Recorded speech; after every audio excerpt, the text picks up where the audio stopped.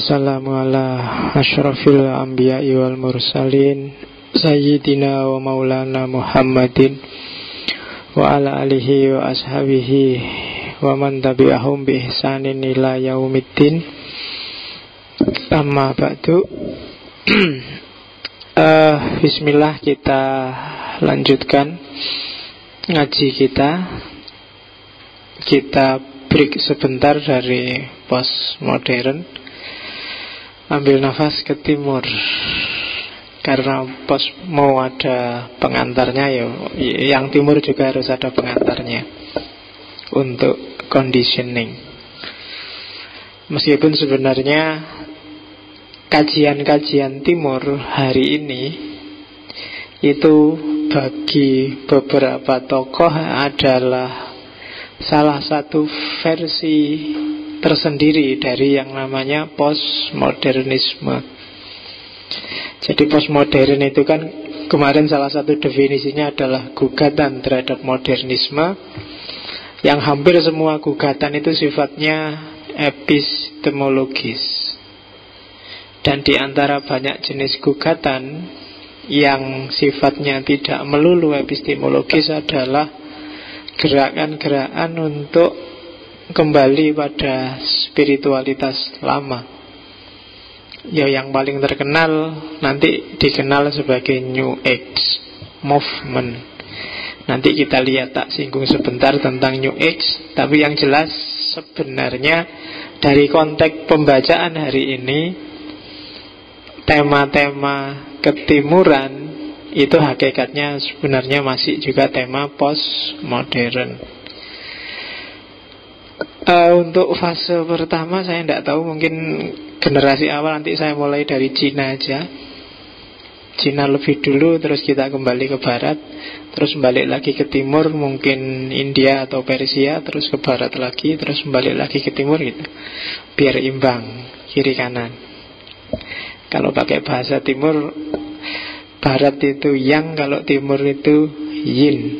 Jadi kiri kanannya biar nyambung. Kalau barat itu lebih banyak pakai otak kanan, sementara timur banyak pakai otak kiri. Kalau barat itu jalan karena lebih banyak pakai otak kanan, terus kalau jalan di luar pakai mobil apa motor mesti sisi kanan. Kalau kita kan sisi kiri. Sesuai jenis otaknya yang sering dipakai. Oke. Bismillah, kita mulai kajian kita tentang timur. Tapi pertama-tama saya ingin penjernihan istilah dulu. Kenapa kok disebut timur? Ini istilah yang agak ambigu ya sih. Timur itu arah mata angin ya. Timur itu kalau di peta itu bagian kanan ya. Iya, yang atas kan utara, yang kanan timur. Kalau secara kultur, dulu waktu di filsafat Islam banyak saya singgung, timur itu adalah tempat pencerahan. Karena di timurlah matahari terbit di seluruh dunia. Susah kamu nyari cerita, Pak, jangan-jangan ada negara yang mataharinya nggak dari timur, tak? Sejauh yang saya tahu kok nggak ada. Matahari selalu terbit di timur, tenggelam di barat. Maka ada gium kalau timur itu simbol cahaya, barat simbol kegelapan. Diduduki wong barat kan. Oke, jadi timur itu simbol pencerahan, kalau barat adalah simbol dari puncak peradaban. Ya biasanya kalau habis puncak itu kan terus turun, jadi malam. Oke, itu secara kultur itu. Kalau secara politik, timur kalau bagi Eropa ya negara jajahan. Kayak Indonesia ini kan termasuk timur. Atau Eropa sendiri juga kenal timur. Kalau di Eropa, timur itu biasanya menunjuk pada negara-negara yang cenderung komunis. negara-negara yang tergabung di Pakta Warsawa kalau dulu, sekarang sudah nggak ada. yang dipelopori Uni Soviet dan kawan-kawan. Uni Soviet yang bisa menandingi NATO. Sekarang NATO kan nggak ada tandingannya. Kalau dulu ada Pakta Warsawa. Jadi dunia hari ini berat sebelah. Kalau pakai teorinya Hegel, maka kebenaran-kebenaran versi Pakta Warsawa, kebenaran versi komunis itu bagi kamu infonya sangat sedikit, karena kita berat sebelah. Ketemunya cuma dunia versinya NATO. NATO nggak ada tandingannya. Jadi seolah-olah hari ini yang benar itu ya dunia yang kayak gitu itu, yang lain nggak. Nah, itu secara politik. Kalau orientalisme teman-teman pasti kenal lah, kajian tentang Timur. Tapi Timur yang membahas Barat, agak tendensius, agak sakar PDW, sesuai kepentingannya. Itu yang dikritik habis-habisan oleh Edward Said di orientalisme. Itu Timur. Ada lagi Timur, ada tokoh besar namanya Timur Leng. Itu juga Timur namanya. Cuma Timur Leng itu maksudnya bukan Timur Jawa Timur apa Indonesia Timur atau dunia bagi Timur itu bahasa daerah-daerah Kazakhstan, daerah, ada yang bilang bahasa Turki. Timur itu artinya besi. Kalau Leng itu artinya pincang. Karena Timur Leng itu memang sejak kecil kakinya pincang. Tapi jangan salah, Timur Leng, pincangnya Timur Leng itu bisa menaklukkan mana-mana. Dan dia berhasil mendirikan satu dinasti Islam yang terkenal, namanya dinasti Timuriyah. Dan Timur Leng salah satu tokoh keturunan Mongol yang dahsyat, yang berpengaruh di dunia kan. Mongol itu kan ada beberapa kaisar yang luar biasa. Dimulai Genghis Khan, kemudian Kubilai Khan, saudaranya Hulagu Khan, ya, terus ya ada kannya semua. Timur Leng ini sebenarnya harusnya pakai gelar Khan, tapi dia tidak suka gelar Khan. Timur Leng, dan yang terakhir 1, 2, 3, 4, 5 yang mendirikan Mughal. Makanya namanya dinasti Mughal. Di India namanya Babur. Yang jurusan SKI Fakultas Adab mesti ngerti. Ini 5 tokoh Mongol yang dahsyat. Kalau Indonesia mungkin kenalnya, kalau Jawa kenalnya Kubilai Khan. Kubilai Khan itu yang melakukan ekspedisi ke Jawa dan kalah, dihabusi 2 kali. Yang pertama oleh Kertajaya dari Singosari, dan yang kedua oleh Raden Wijaya Mojopahit. Nah itu, ya, dihabusi ya. Dan kalahnya Kubilai Khan itu sama orang Jawa ternyata. Meskipun dia bisa menaklukkan mana-mana. Urusan ngapusi itu lebih pinter wong Jawa. Oke. Loh iya kan, bisa ngusir Kubilai Khan tanpa perang itu kan luar biasa itu. Nggak ada yang bisa itu kan, nggak Kubilai Khan. Kalau orang Islam traumanya sama Hulagu Khan. Hulagu Khan itu masih saudara sama Kubilai Khan. Kalau Hulagu Khan yang mengacak-acak Baghdad, menjatuhkan Baghdad, yang menghancurkan peradaban besar Baghdad era itu kan Hulagu Khan. Zaman itu kalau melihat ilustrasinya para ulama di kitab-kitab kan, yang terbunuh hampir 200 ribuan orang di satu kota Baghdad saja. Sungai-sungai warnanya jadi hitam karena buku-buku perpustakaan dibakar dan dibuangi ke sungai-sungai. Jadi banyak khazanah kitab-kitab penting yang hilang zaman itu. Jadi traumanya umat Islam sama Hulagu Khan. Cuma yang banyak difilmkan itu Genghis Khan. Kalau Timur Leng jarang orang bahas, padahal dia luar biasa. Namanya Timur. Orangnya, kalau buku-buku menjelaskan Timur Leng itu kebaikannya ngalah-ngalahi Genghis Khan, dan kekejamannya juga ngalah-ngalahi Genghis Khan.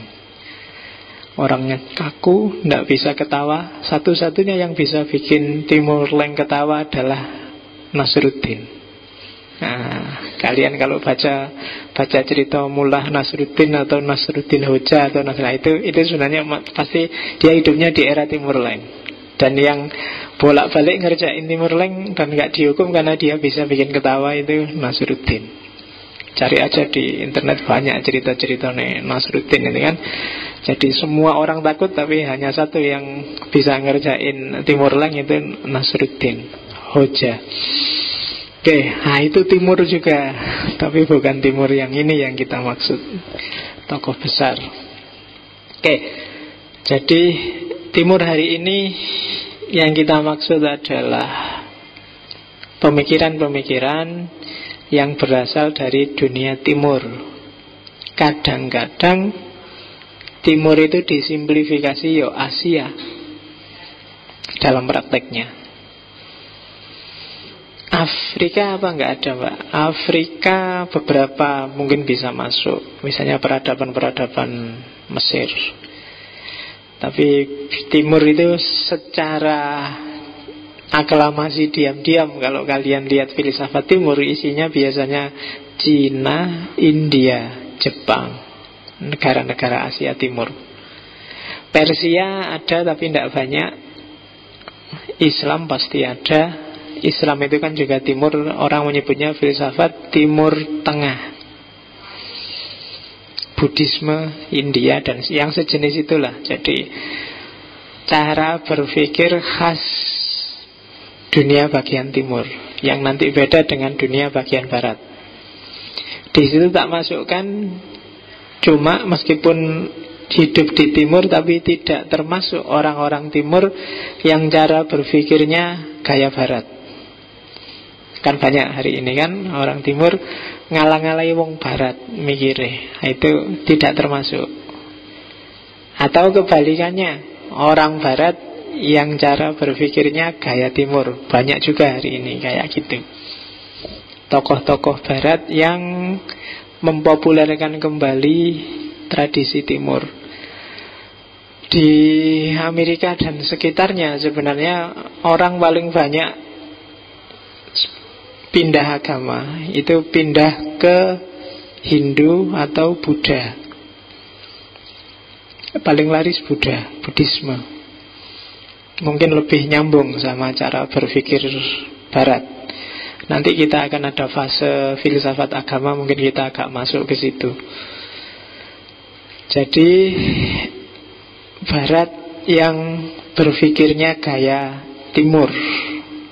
Kalau diklasifikasi nanti kayak gini, secara umum. Tambahan terakhir itu filsafat Jawa tak tambahi dewe. Karena kamu cari buku filsafat timur manapun tidak akan ketemu filsafat Jawa. Meskipun kamu sering GR merasa, wah Jawa itu luar biasa, Jawa itu adiluhung, tapi tidak ada yang tahu. Ya makanya kita populerkan, kita promosikan. Sebenarnya kan agen-agen Jawa itu kan kalian, yang orang Jawa loh, yang tiap sebulan sekali ngaji Jawa kan di sini. Cuma ya kelemahanmu, jagomu jago kandang. Begitu ketemu bule kamu mengkeret, minder. Apalagi diajak ngomong bahasa Inggris, kamu angkat tangan duluan wis. Jadi ajaranmu yang luar biasa itu orang tidak kenal. Orang kenal Jawa itu kan dari agen-agen barat yang belajar Jawa, dan mengolahnya kan mesti versi mereka. Coba ya kalian, kan ini ada ngaji kejawen, nanti dengarkan rekamannya yang tidak ikut, terus bandingkan dengan ulasan asli ngaji kejawen dengan ulasan mereka yang terdidik barat menjelaskan Jawa. Coba baca Magnus Seno, Etika Jawa, atau bukunya Niels Mulder, atau Mark Woodward. Itu kan hawanya kan beda. Kalau baca buku-buku orang-orang barat yang ngomong Jawa, itu kan Jawa sih yang diomongkan, tapi cita rasanya cita rasa barat. Kategori-kategori, pilihan-pilihan kalimat, ungkapan-ungkapan yang dipilih, itu intonasi dan gayanya gaya barat. Auranya nggak keluar Jawanya. Jadi ya susah ya, auranya nggak keluar. Lebih enak auratnya yang keluar. Jadi kamu kehilangan diksi, kehilangan intonasi Jawa. Makanya ya kamu yang harus agennya Jawa, yang ngerti Jawa, dan ngomonglah Jawa dengan logika Jawa. Ya kan banyak ya kayak tadi loh, orang timur ngomong Jawa tapi pakai logika barat, yo hasilnya sama aja. Nanti mesti ujungnya wah secara fenomenologis, secara mesti gitu nanti. Versi Jawa harusnya. Nanti ada khasnya. Bedanya apa timur sama barat? Ada Taoisme, Cina, Konfusianisme, Sintoisme, legalisme, Maoisme. Itu yang mainstream Asia Timur. Tiongkok, Jepang. Jadi saya tidak tahu, mungkin fase Cina mungkin saya hanya masuk ke Taoisme, Konfusianisme. Mungkin ada tambahan satu lagi, saya tidak tahu apa. Mungkin Sun Tzu atau I Ching atau apa, nanti kita lihat. Kalau enggak ya setelah Konfusianisme kita balik lagi ke barat, untuk nanti pada gilirannya kita kembali ke India atau Persia. India ada Hinduisme, Buddhisme, Sikhisme, Jainisme. Persia kita kenal Zoroastrianisme, Manikeanisme, Mazdakisme, Zurvanisme, Bahaisme. Islam Masaiyah tidak masuk, karena Masaiyah adalah timur sih aktor-aktornya, tapi gayanya gaya barat, pengaruh Aristoteles sangat kuat. Maka kalau di Islam lebih dikenal Avicennisme. Avicennisme itu pemikirannya Ibnu Sina yang fase falsafatul masyrik, filsafat timur. Iluminasionisme Suhrawardi, transenden filosofinya Mula Sadra. Jangan lupa juga filosofi of kalam. Jangan dikira Mu'tazilah Asy'ariyah itu bayan saja. Mereka juga filsafat yang luar biasa, khas mereka. Dan yang terakhir Sufisme. Rumi, Ibnu Arabi, Al-Hallaj dan kawan-kawan kan juga punya gagasan-gagasan filosofis yang luar biasa. Dan Jawa sebenarnya mungkin juga yang luar Jawa tidak terima ya. Nanti ada filsafat Melayu misalnya, mungkin ada. Atau yang mana boleh kamu bikin aja sendiri. Semua pikiran timur bisa masuk. Wong itu kan kategorinya bukan kategori eksak 1 tambah 1 2. Jawa pun ya mungkin harusnya beda lah. Ini Jawa versi timur sama Jawa versi tengah sama barat itu kan ya beda. Serat-serat yang banyak kamu bahas itu di sini kan itu Jawa versi tengah. Jawa versi barat mungkin beda lagi. Jawa timur apalagi. Kalau saya Jawa Timur lebih terus terang, to the point. Kalau ada yang ngomong bulat, kebanyakan basi-basi itu. Kalau orang Jawa Timur nganggepnya wong kulonan. Kalau ngomong melidit, banyak basa-basinya, banyak itunya. Gayane wong kulonan itu mesti. Itu bagi orang Jawa Timur, karena mereka punya filosofi sendiri. Jawa Timur itu kan lebih belak-belakan, terus terang ngomong apaan nih. Misuh tambah sungkan itu kan adanya di Jawa Timur. Kalau di sini kan misuh itu berarti ada peristiwa luar biasa. Kalau di sana misuh itu peristiwa biasa sehari-hari. Nah itu kan filosofinya beda. Podo-podo wetane, podo-podo timur.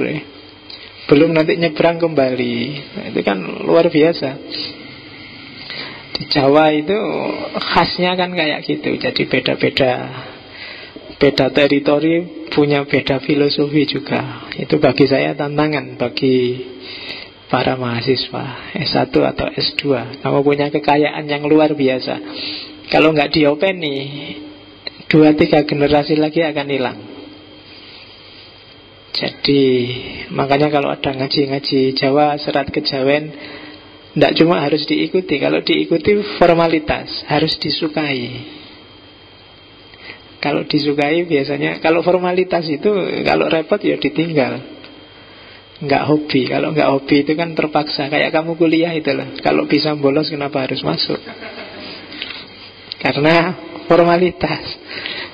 Jadi harus disukai. Kalau disukai nanti bisa jalan terus. Tapi kalau kalian cuma formalitas, akhirnya nanti Jawa dan pikiran-pikirannya akan jadi museum.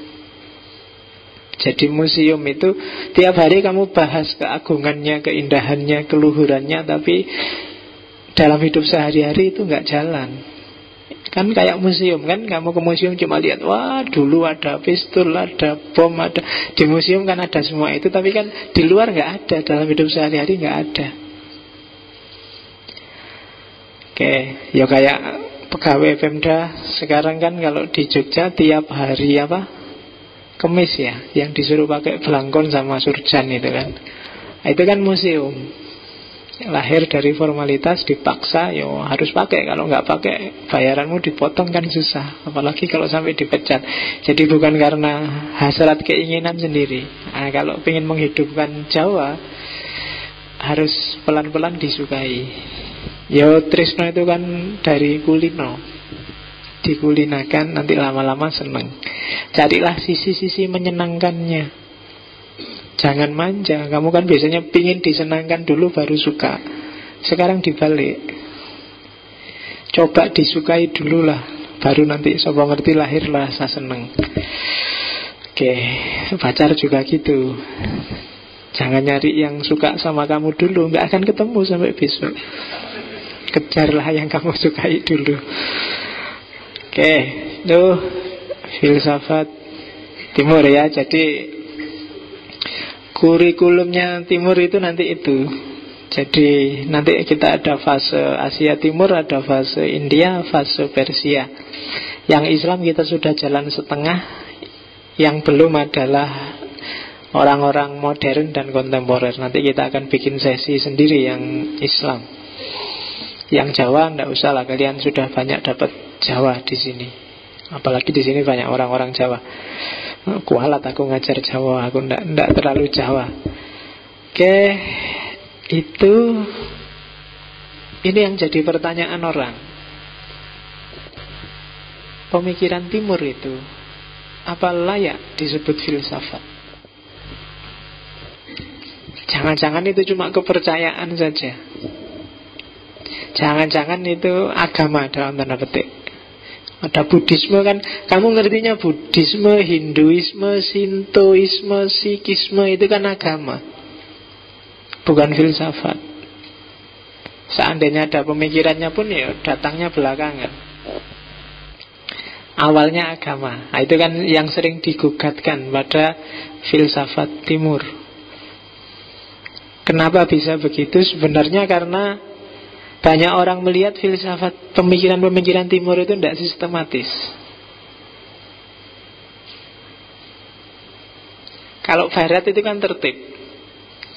Ontologi, epistemologi, aksiologi.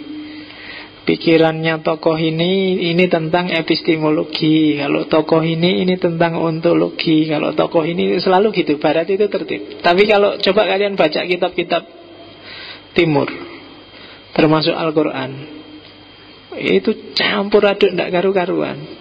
Hanya orang luar biasa yang bisa menggali, mencermati, terus memilah-milah satu-satu. Bukalah Tao Te Ching, bukalah kitab babon-babon Timur itu, isinya mesti campur. Cara mikir, cara hidup, mana etika, mana estetika, wis pokoknya campur dari siji. Dan itu yang bikin orang Barat, masa kayak gini disebut filsafat? Apa iya? Itu tidak pernah dibahas secara kritis, pokoknya dipercaya begitu saja. Ya kan, orang Timur itu kan selalu begitu, pokoknya dipercaya. Kalian kalau pas ngaji serat kan susah sekali untuk kritis. Pokoknya dipercaya, wis apik ini, sudah sip ini, sudah luar biasa ini, tinggalan nenek moyang itu memang bagus. Kan selalu begitu. Membangkitkan daya kritis itu kan susah banget kalau untuk pikiran Timur. Bantah kata-kata yang ada di kitab-kitab yang kamu percaya punya otoritas itu kan pening. Entah hambatannya apa. Mungkin karena memang sistematikanya agak menjebak. Oke, jadi sistematikanya agak acak. Kemudian cara berpikirnya sering-sering tidak runtut, sehingga orang harus jeli, harus teliti. Kamu baca dan menafsirkan kitab-kitab Timur itu harus konsentrasi, nggak bisa sambil lalu. Baca Quran aja kan gitu, habis ngomong apa, tiba-tiba ngomong apa. Habis ngomong orang disuruh sedekah, tiba-tiba orang boleh kawin 4. Tiba-tiba itu kan agak loncat-loncat agak. Itu kalau nggak konsentrasi jadi pening. Itu gayanya timur kayak gitu memang. Ya kamu sendiri yang harus mengejar rahasianya. Karena mereka tidak setia dengan tata aturan, tata sastra, tata gayanya timur. Jadi kalau kalian tanya Konfusius, kemudian Hindusme, Buddhisme itu membahas apa, tentang apa, semua hal A sampai Z dibahas. Polanya cenderung totaliter, total pokoknya wis. Antara mana etika yang ngajar orang suruh kerja, mana tuntunan cara mikir, mana estetika sekedar kembang-kembangan, itu campur jadi satu. Itu gaya timur. Dalam prakteknya kan juga gitu. Misalnya sehari-hari gaya timur, selawatan. Selawatan itu kan mana estetika, mana etika, mana ontologi solawat, mana epistemologi mengekspresikan cinta, itu kan campur jadi satu. Nggak bisa dipisah-pisah. Ketika salah satu variabelnya dipisah, nggak utuh lagi selawatannya. Nggak kayak gitu lagi sudah. Bedakan sama Barat. Kalau Barat bisa dipisah. Oh, ini epistemologinya saja. Saya ingin bahas epistemologinya aja, Pak. Nah, kalau pikiran Barat bisa. Tapi kalau pikiran Timur itu mesti kalau kamu bahas itunya saja. Nggak akan bisa kalau nggak nyinggung epistemologinya saja. Nggak akan bisa kalau nggak nyinggung ontologinya. Nggak akan bisa kalau nggak nyinggung estetika, etikanya. Moralitas Jawa misalnya, hampir semua serat itu kan isinya moralitas. Itu kan kalian susah memilah ini moralitas etik apa etiket ya, apa estetik ya, itu kan susah. Ketemu orang tua cium tangan, itu apa etika, apa estetika, apa, itu kan susah. Nah itu gaya timur sudah. Jadi kenapa banyak orang ragu-ragu itu filsafat apa tidak? Karena gayanya, modenya di sisi itu. Tapi di sisi muatan, di sisi reflektif, kontemplatif, Timur luar biasa. Tidak ada yang tidak bilang bahwa Timur jauh lebih dalam daripada Barat dalam melakukan refleksi. Barat itu kan hanya mandek di dunia empiris dan dunia rasional. Kalau Timur tidak berhenti di situ. Orang Timur itu kadang-kadang empiris dan rasional aja sampai ditinggal loh. Tidak penting empiris, tidak penting rasional. Orang bisa melampaui dirinya sendiri bisa kalau Timur. Nanti kita lihat ketika kita masuk Taoisme, ketika kita masuk Konfusianisme. Jadi jangan takut, meskipun banyak orang ragu-ragu ini filsafat atau agama atau kepercayaan, di sisi praksisnya mungkin dia dijadikan sistem kepercayaan oleh para pengikutnya, tapi di sisi reflektif dia sangat bernilai filosofis. Jadi jangan khawatir. Jadi filsafat Timur bukan agama, tetap dia filsafat.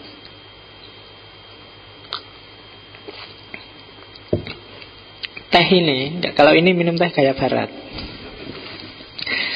Kalau gaya Timur, coba lihat gimana orang Jepang, orang Cina memperlakukan teh. Biasanya pakai cangkir kecil itu, terus tehnya kadang-kadang airnya, daunnya teh yang ditaruh di atas itu terus diminum. Kalau bagi kamu kan sangat tidak melegakan.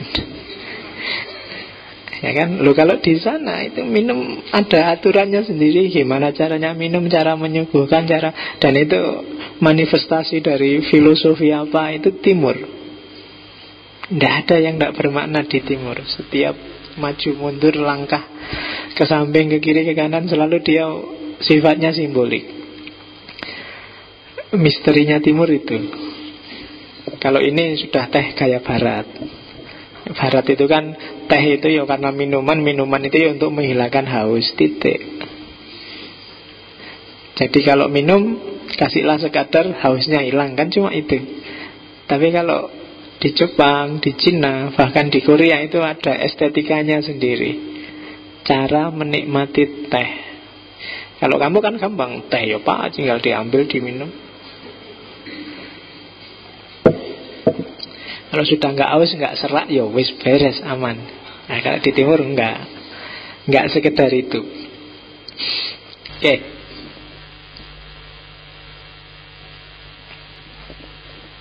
Sekarang kita lihat.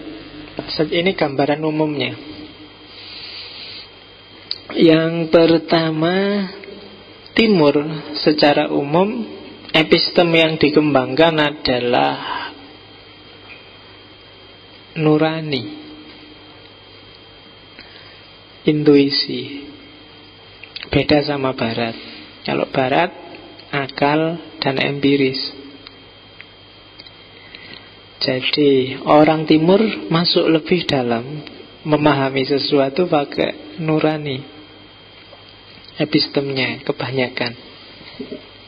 Maka nanti hampir semua pikiran-pikirannya sangat dekat dengan dunia etika dan estetika. Bahasa Arabnya akhlak. Akhlak itu puncak kalau di filsafat timur. Nabi Muhammad aja bilang kan, innama bu'istu liutammima makarimal akhlak. Puncaknya manusia jadi manusia itu kalau makarimal akhlak.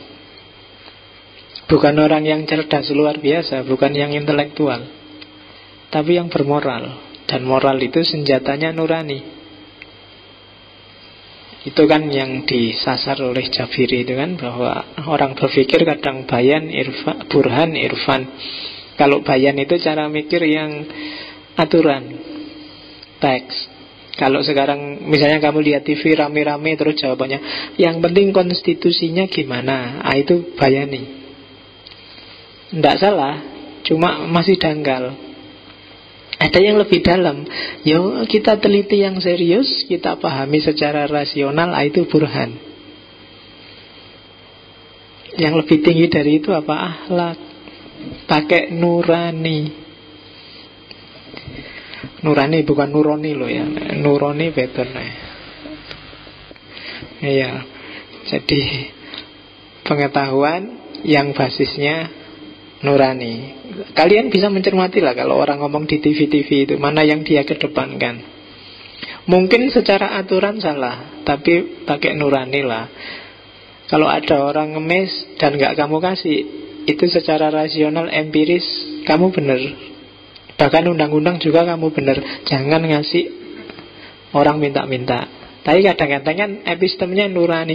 Lu kasihan itu anak kecil, kelihatannya kok belum makan sejak pagi, sama yang ngomong kok disuruh minta-minta terus gak dikasih apa-apa. Mumpung aku punya makanan tak kasih deh. Itu kan nurani yang bilang. Padahal di atasnya ada tulisan, barang siapa ngasih pada anak minta-minta didenda 500.000 kan gitu. Kayani itu kalau kamu ikut itu. Atau kamu mikir, sebentar kalau tak kasih dia nanti jadi manja.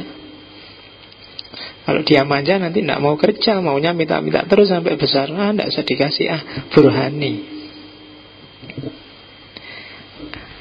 Kalau nurani itu kasihan ini ya. Kalau hari ini nggak tak kasih, nak semaput deh. Kalau sakit gimana? Gak tego aku Udah lah, gak usah tak kasih uang, tak kasih makanan aja. Yang penting dia bisa makan. Nanti kalau dikasih uang nanti. Atau kalau orangnya tak kasih kerjaan aja deh. Tak ajak bisnis aja deh lah. Itu kan tidak apa-apa. Nah itu yang main nurani. Kalau ada temenmu uangnya habis dan uangmu masih banyak, kamu tidak ngutangi, itu sah, rasional.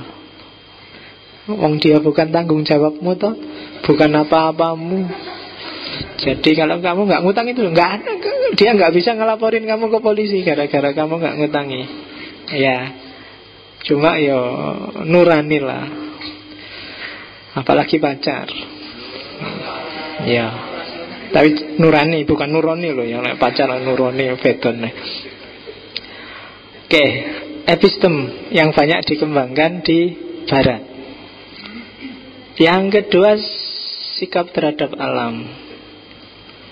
Bedanya sama Barat, orang Barat memposisikan dirinya di atas alam semesta.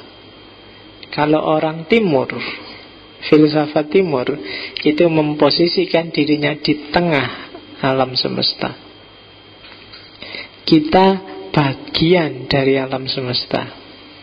Kalau orang barat, kita adalah penguasa alam semesta. Kita yang mengatur alam semesta, kita yang dominan di alam semesta, itu barat. Jadi kalau di barat, berhadapan dengan alam itu logikanya I and you. Kalau orang timur, I and we. Jadi aku sama lingkungan sekelilingku itu bagian yang tidak terpisahkan. Tapi kalau barat, lingkungan sekelilingku itu objek dan aku subjek. Cara berpikirnya subjek-objek. Itu sikapnya terhadap alam. Maka orientasinya sangat berbeda. Maka kadang-kadang orang Jawa zaman dulu, biar orang menghargai alam, itu kan dibikinkan ritual-ritual. Kadang naruh sajen. Itu kadang-kadang itu ada lokal wisdomnya, bahwa kalau pohon sudah dikasih sajen, itu tidak berani orang motong sembarangan. Kalau dipotong sembarangan kan khawatir kualat, ya kan? Jadi kosmologi kualat, danyang, sing bau rekso dan kawan-kawan, itu kan salah satu kearifan lokal untuk melestarikan alam. Karena kalau alamnya nggak seimbang, rusak. Yang ikut kena rusaknya kan juga kita, wong kita bagian dari alam semesta. Itu cara berpikir timur. Kalau barat, kita aktor, alam itu subjek. Kalau alam itu A, B, C, D-nya tergantung kita. Kalau alam pengen nggak rusak, ya kita atur gimana caranya nggak rusak. Kita ditebang nggak apa-apa, nanti ditanami lagi. Tanamannya belum tumbuh, sudah banjirnya datang. Ya kan? Itu kearifan-kearifan cara berpikir orang dulu, orang timur. Yang beda sama barat ya, karena kita lebih banyak mewarisi barat, sehingga cara berpikirnya agak ke mereka. Itu terhadap alam. Yang ketiga, karena memposisikan diri di tengah alam semesta, maka cita-cita hidupnya orang timur itu harmonis, tenang, tentrem. Beda sama barat. Jadi puncak kebahagiaan orang timur itu kalau sudah batinnya tentram, tenang, dan nggak usah nyari perkara lagi. Kalau barat kan nggak. Puncak kebahagiaan kalau progres, semakin maju, semakin maju, semakin maju. Itu bedanya. Jadi kalau kamu cara berpikirnya kemerungsung, gimana harus dapat sesuatu, gimana harus maju, gimana memperoleh sesuatu, itu yang dunia bagian barat. Kalau dunia yin, dunia bagian timur, wis yang penting tentrem, nyaman, damai. Nah, itu gaya timur. Mangan ora mangan, sing penting kumpul. Nah, itu kan gaya timur. Melarat ya ora apa-apa, ya kan? Elek ya ben, sing penting ora utang. Enggak ana stiker motor itu kan. Elek ya ben, sing penting ora kredit. Nah, itu gaya timur, enggak apa-apa. Jadi melaku ya enggak apa-apa, pakai ondel ya enggak apa-apa, yang penting ranti utang, kan gitu. Kalau versi sana, utangnya enggak apa-apa, yang penting kita hidupnya semakin meningkat, semakin maju. Ya tinggal milih yang mana. Oke, pacar elek ya ora apa-apa, yang penting duwe, kan gitu. Loh, daripada standarmu dhuwur-dhuwur ora entuk sampai lulus S2, arep lulus ya urung pacar. Oke. Terus status manusia. Manusia membacanya biasanya orang timur, manusia adalah sosok individu di tengah masyarakat. Secara umum orang timur itu melihat tenangnya individu itu berdasarkan tenangnya lingkungan sosial, lingkungan biotik abiotiknya. Dan lingkungan biotik abiotik itu akan tenang ya kalau dirinya sendiri juga tenang.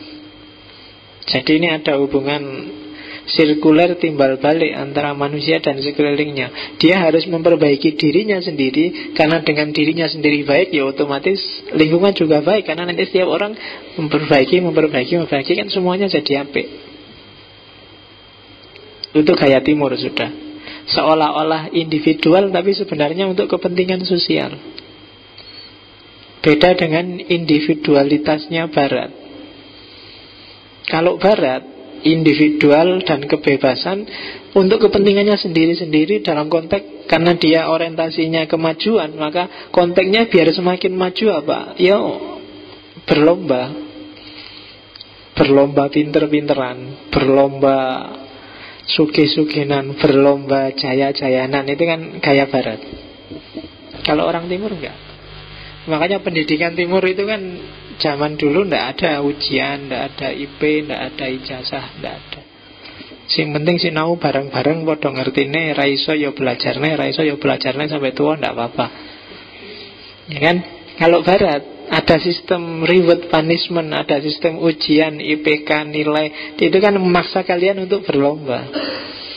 Memaksa kalian untuk kemerungsung dan ndak tenang. Iya kan? Iya, memang beda sejak awal. Jadi wajahmu itu kemerungsung terus, kayak orang kebelet terus akhirnya. Mau senyum aja kan susah, karena waduh IP ku pak hari ini anjlok. Gimana bisa ketawa? Ya kan? Mau bayar duitnya urung tekan-tekan orang nyampe. Dikai bapak wis kadung ditukok ke apa was. Ya cara berpikir kompetitif.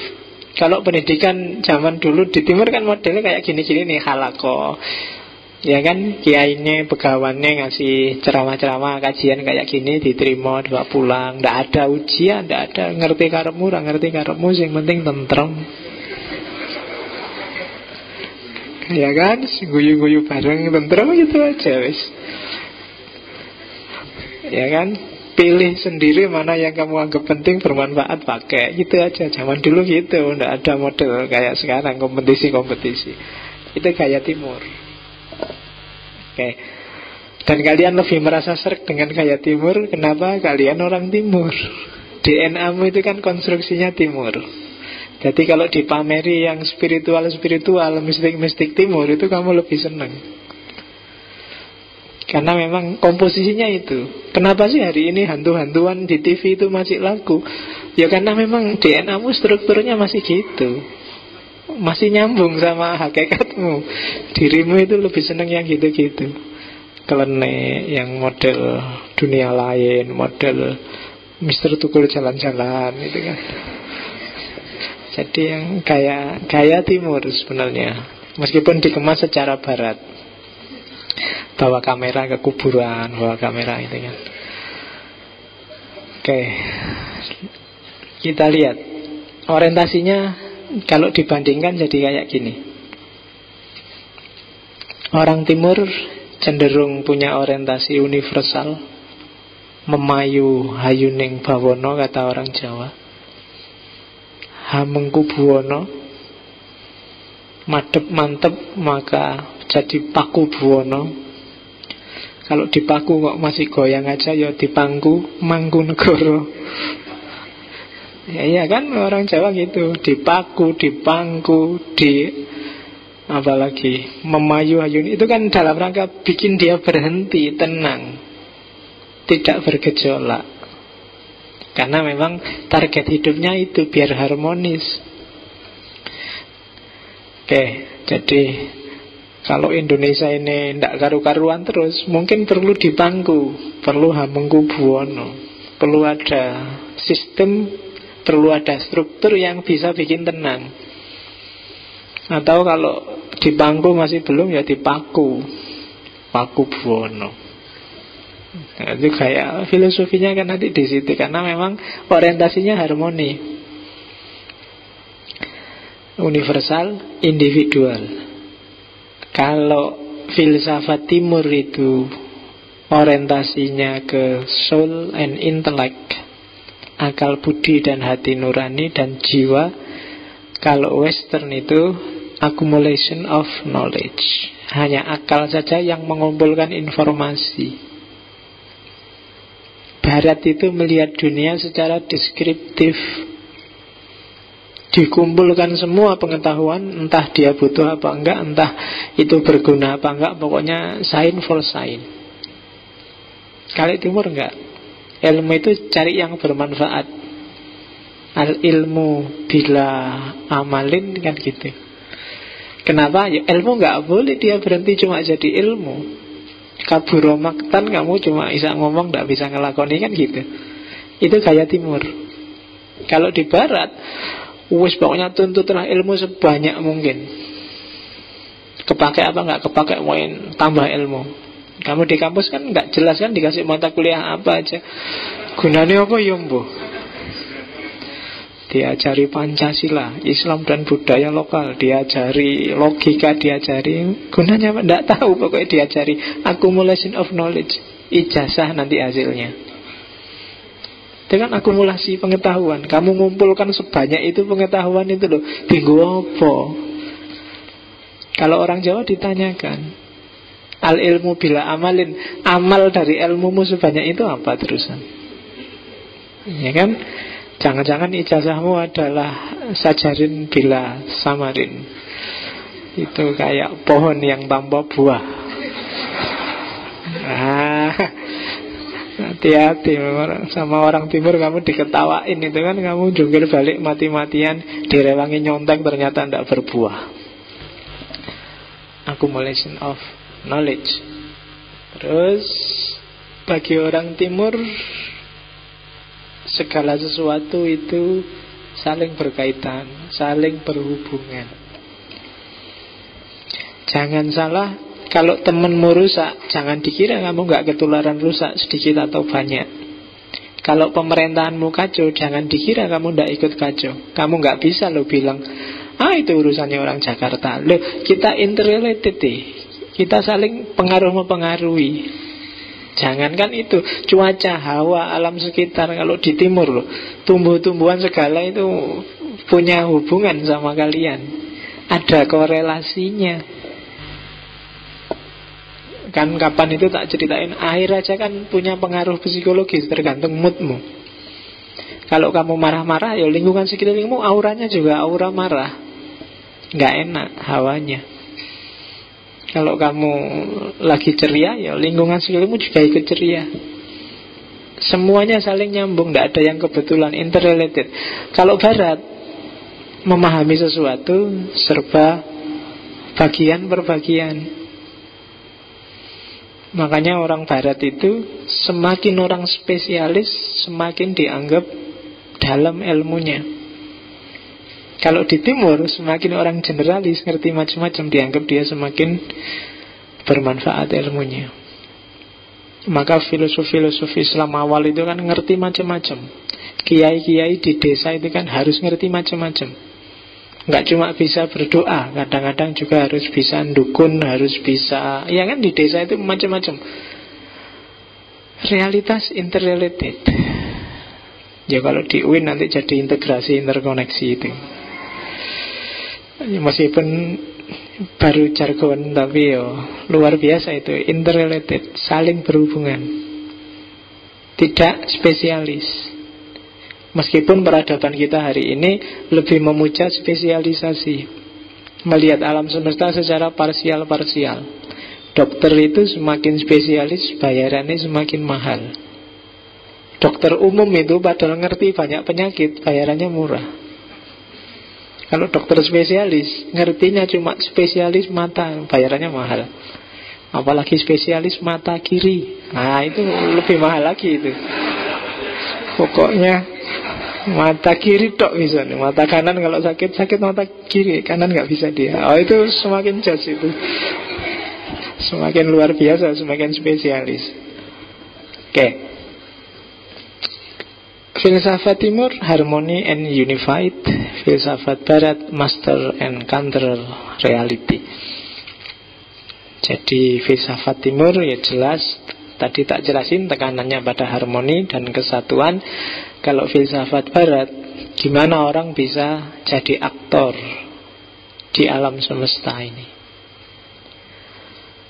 Terus filsafat timur cenderung adaptif,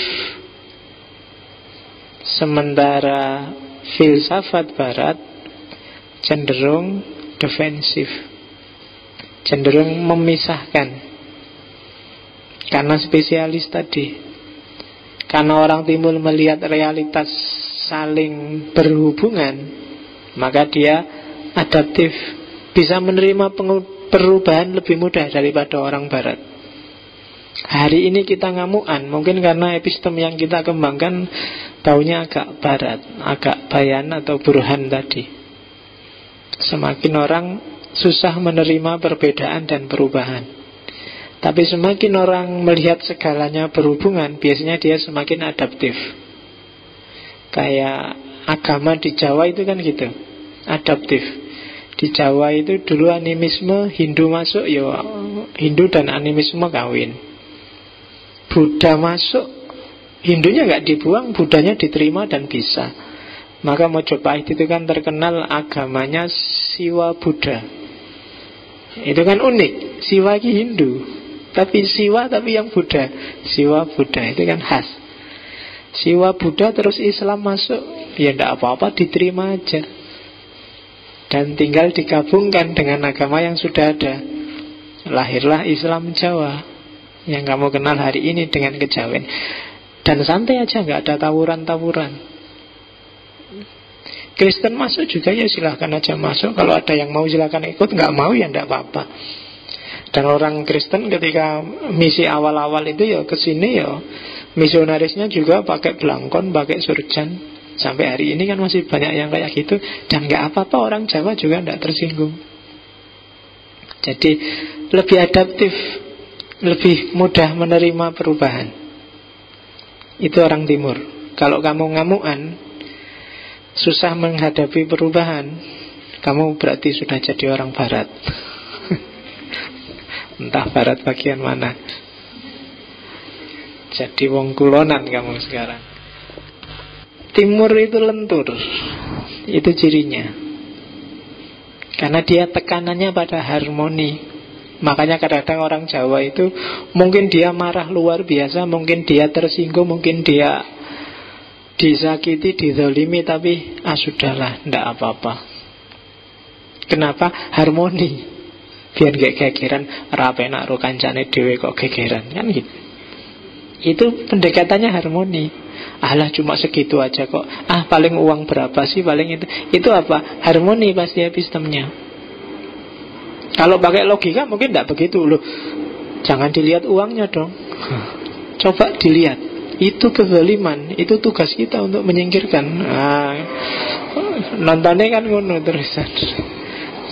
Nah kalau di timur enggak, alah tidak ada ruginya, ben lah, Gusti Allah ora sari, kan mesti gitu. Tenang ya. Oke, jadi itu beda orientasi barat dan timur. Ini lanjutannya. Jadi secara ringkas, orang timur bisa menyesuaikan diri dengan alam, kalau orang barat menguasai alam. Kalau orang timur spiritual, mistis, biasanya orientasinya, kalau barat rasional, empiris. Kalau yang spiritual, apa ndak butuh rasional? Butuh, tapi rasionalitas tidak nomor satu. Karena level spiritualitas itu berarti, tidak berarti anti rasionalitas, tapi rasionalitasnya dilampaui.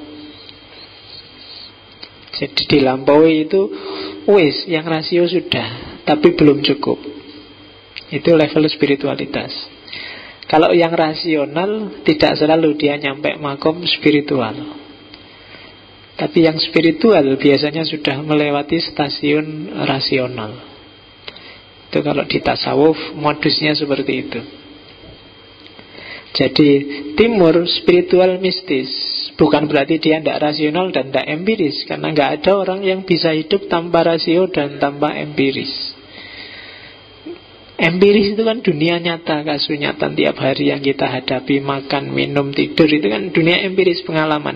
Nggak ada orang yang tidak empiris, dan nggak ada orang yang tidak pakai akalnya. Setiap orang pasti rasional empiris. Tapi di timur, rasio dan empiris tidak nomor satu.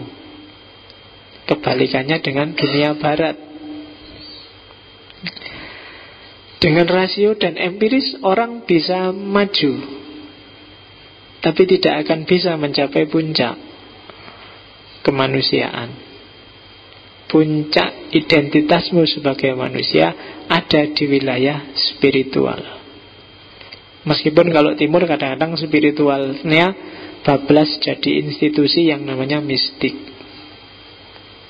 Tidak apa-apa, karena kalau nggak ada wadahnya juga, tidak ada bentuknya, susah mengidentifikasi.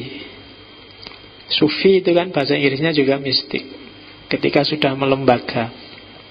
Jadi barat dan timur dia punya beda. Di titik ini sebenarnya barat kurang satu langkah. Maka terus orang barat melakukan spiritualisasi diri luar biasa hari ini. Sementara timur sudah bablas. Kadang-kadang kelemahannya timur adalah melupakan yang sudah dia lewati. Nah, itu penyakit wong wetan. Jadi kalau sudah sampai spiritual, yang rasional empirisnya lupa, sehingga dia merasa inferior di hadapan yang rasional dan empiris, merasa dirinya nggak punya itu. Padahal sudah dulu, harusnya kalau kamu sudah spiritual, terminal rasional empiris itu sudah kamu lewati, harusnya.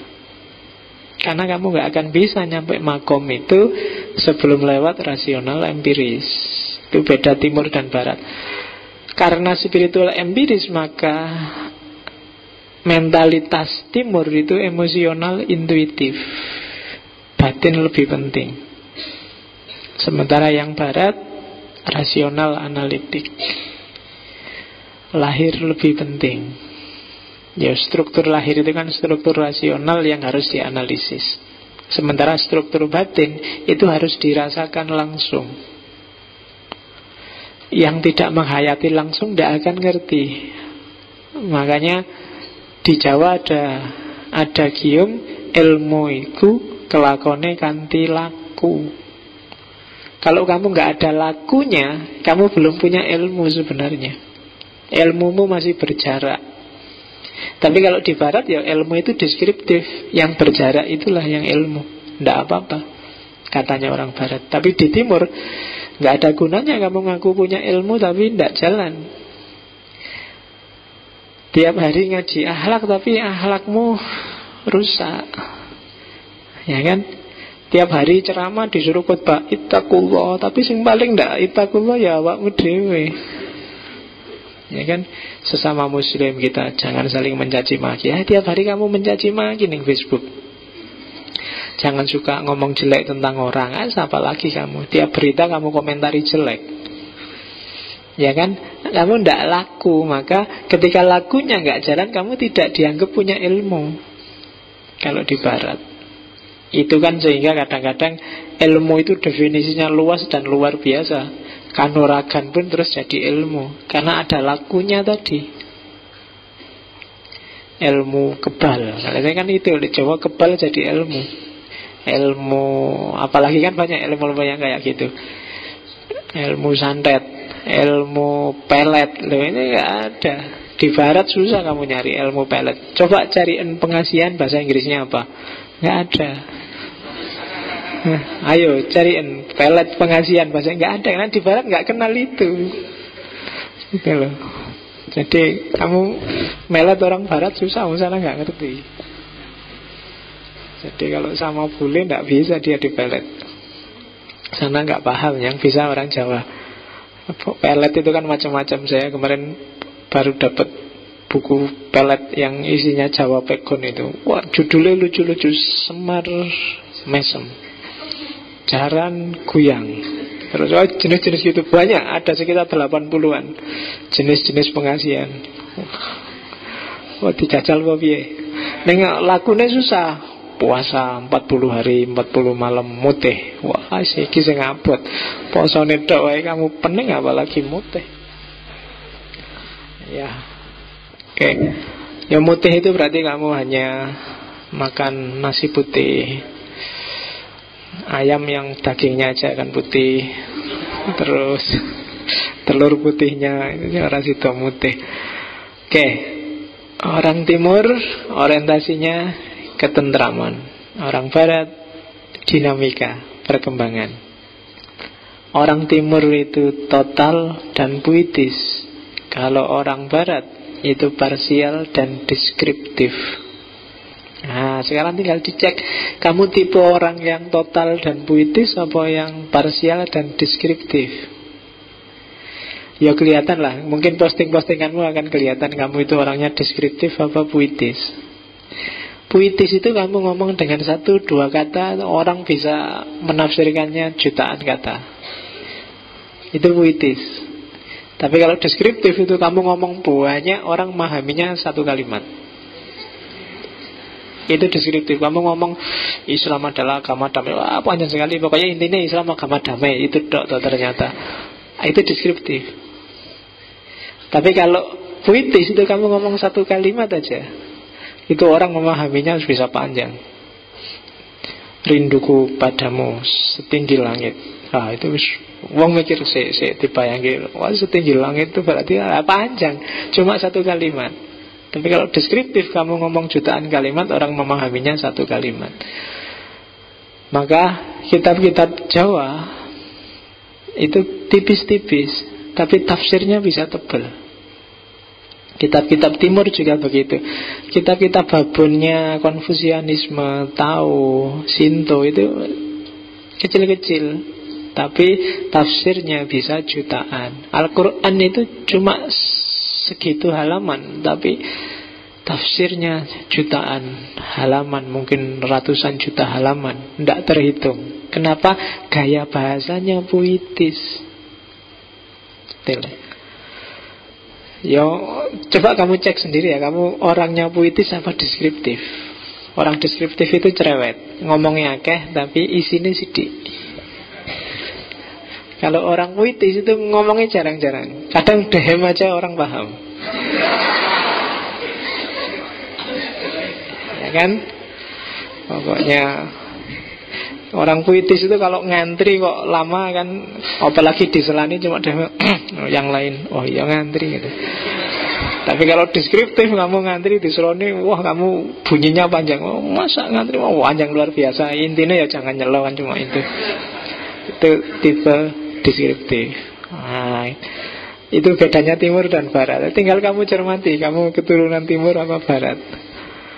Oke, jadi orientasinya tadi, jadi antara timur dan barat. Maka ringkasnya, timur dan barat punya beda prinsip. Timur individualis, kalau barat kebalik, barat individualis parsial, kalau timur kolektivis. Barat fragmentaris, timur holistik. Barat konflik, timur harmoni. Kenapa barat itu konflik? Karena orang harus maju. Maju itu kan berarti kondisi kamu berubah dari sekarang, lebih baik meskipun berubahnya secara ideal kan begitu. Nah, untuk berubah kan harus ada gesekan, harus ada masalah. Jadi konflik, terus ada solusi, terus maju kan. Tesis, antitesis, akan ada sintesis. Sintesis ini akan jadi tesis, ada antitesis baru jadi sintesis. Itu kan cara berpikir dialektis. Sebenarnya itu cara berpikir konfliktual. Makanya Marx dan kawan-kawan cara berpikirnya disebut paradigma konflik sosial. Kalau tidak ada konflik, ya kalian tidak akan maju.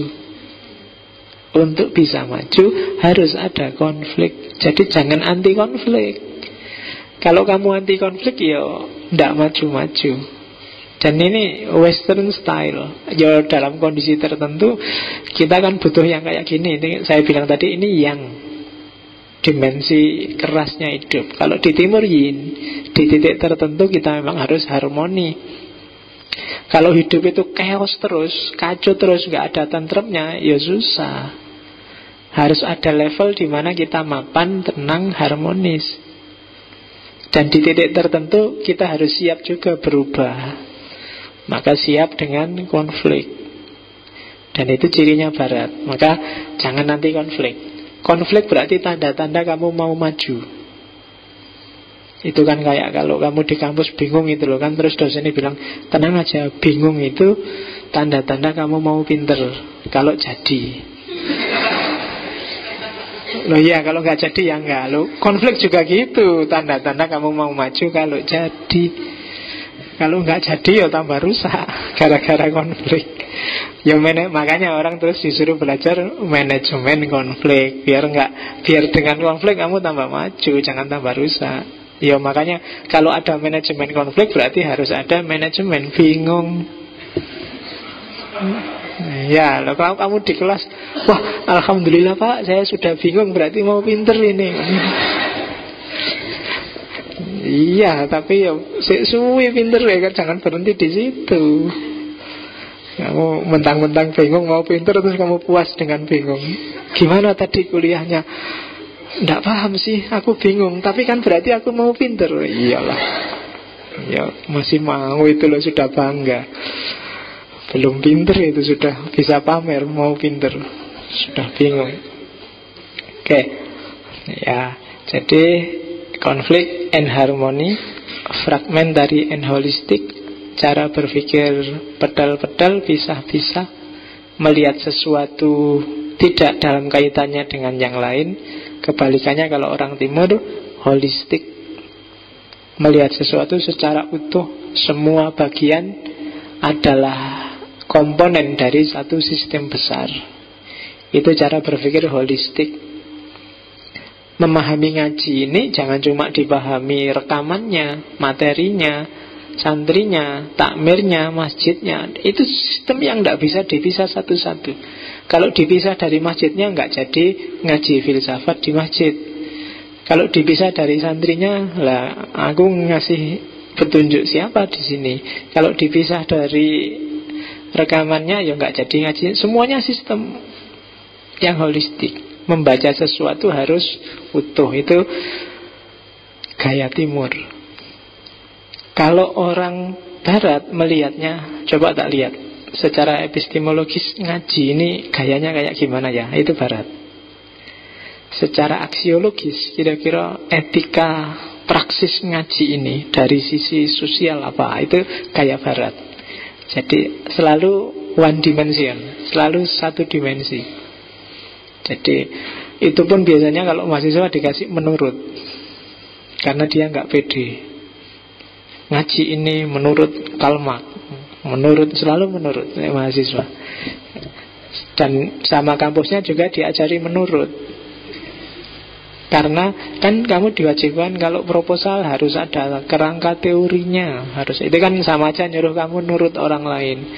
Kerangka, kamu kan nggak berani bilang, Pak ini Pak, teorinya saya bikin sendiri Pak. Kerangkanya kamu nggak berani gitu kan. Harus nurut teorinya orang lain. Katanya kebebasan akademik, tapi kamu tetap dipaksa nurut. Oke, ya protes lah kalau berani. Ya, nggak protes saya lulus. Oke, sekarang kita lihat ontologinya, kisi-kisinya. Di timur ada kebenaran universal. Kalau di barat cenderung tidak ada. Kebenaran inilah nanti yang dipegangi hampir semua tokohnya, meskipun dengan gaya yang berbeda-beda. Kebenaran universal itu ya kadang disebut Kalau di filsafat biasanya disebut filsafat perennial, Sophia perennis. Ya, kebenaran universal itu misalnya kasunyatan. Kasunyatan ini nanti kalau di Heidegger Jerman yang disebut faktisitas, bahwa kita hidup itu selalu terlempar dalam kenyataan. Itu universal sudah. Semua orang juga begitu. Kamu ndak minta tiba-tiba ujuk-ujuk lahir di tengah keluarga yang bapakmu guru misalnya. Itu kan kasunyatan. Kamu nggak bisa menghindari. Kamu nggak minta tiba-tiba kamu punya teman yang cerewet. Faktisitas, terlempar di depan teman yang cerewet. Nah, itu kasunyatan. Kamu ndak minta kok rambutmu keriting, itu juga kasunyatan. Kamu ndak minta kulitmu hitam, itu juga kasunyatan. Bukan pilihanmu kan. Kalau kamu boleh milih, kamu milih tinggi, besar, gagah, kulitmu putih kan gitu. Cuma karena nggak bisa milih, terpaksa kamu harus kayak gini, terima-terima gele kan gitu. Itu kasunyatan. Kalau boleh milih, kamu pengen jadi anaknya Jokowi apa anaknya SBY apa anaknya Abu Rizal Bakri, kan enak. Nanti dapat, sudah kaya raya, dapat istri artis, sudah itu pun bisa double, bisa nyabang. Enak kan kalau boleh milih. Kan ternyata tidak bisa milih. Itu namanya kasunyatan. Jadi itu kenyataan, kebenaran yang universal. Nggak ada orang yang tidak terlempar dalam kasunyatan. Tiba-tiba saja, ya meskipun kamu sebut Abu Rizal Bakri enak, tiba-tiba saja dia terlempar dalam satu kasunyatan, ketemu dengan lumpur lapindo. Jokowi yang tenang-tenang tiba-tiba ketemu ya BG, BW dan BH, itu kan. Loh, itu yang pejabat sementaranya kan inisialnya BH. Oke. Itu kan kasunyatanya Jokowi hari ini, dia terlempar di situ. Oke, terus Timur biasanya melihat manusia sebagai mikrokosmos, alam semesta sebagai makrokosmos. Nanti kita ketemu satu-satu ide-ide ini di klaster-klasternya. Timur biasanya menyuruh kita untuk menemukan diri yang sejati. Karena pemahaman kita tentang diri kita hari ini itu biasanya artifisial. Terlalu banyak topeng yang kita kenakan hari ini. Apakah itu topeng sosial, topeng budaya, topeng politik, atau pencitraan individual. Maka kejarlah dirimu yang sejati. Itu nanti banyak pikiran-pikiran kayak gitu. Terus gimana caranya menemukan diri yang sejati? Ya lewat ilmu. Cuma ilmunya bukan dicari di buku, tapi harus melalui laku. Itu gaya Timur sudah. Jadi untuk menemukan dirimu, jangan cari referensi di buku-buku. Jangan tanya motivator-motivator. Ya, tapi laku. Jalani hidupmu, refleksikan hidupmu. Itu kamu akan ketemu dirimu yang sejati. Sekarang kan kamu selalu cari referensi itu kan. Tipe kepribadianmu apa? Wah, terus kamu ikut kuis, kamu isi kuisnya satu-satu. Wah, ternyata aku gini, aku gitu, kan selalu gitu. Apalagi kamu ikut motivator-motivator itu kan. Jangan kayak gini, jangan kayak gitu. Kayak ngerti-ngerti ya dirimu. Nggak, yang ngerti kamu hanya dirimu.